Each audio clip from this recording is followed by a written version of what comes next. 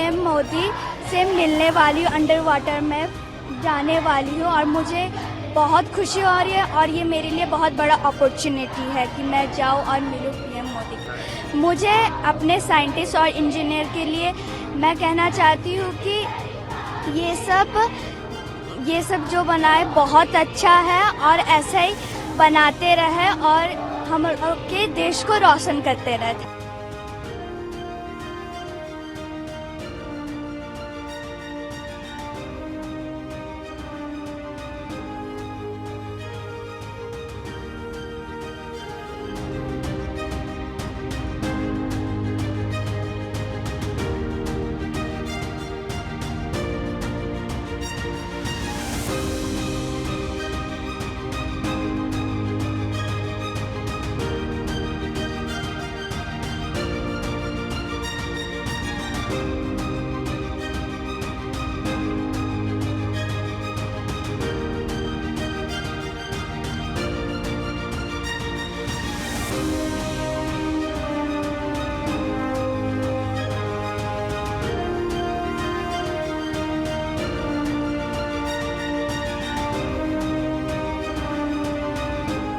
श्रेष्ठ उत्तराखंड पर खबरों से जुड़े रहने के लिए चैनल को सब्सक्राइब करें, बेल आइकन दबाएं और देखते रहें श्रेष्ठ उत्तराखंड।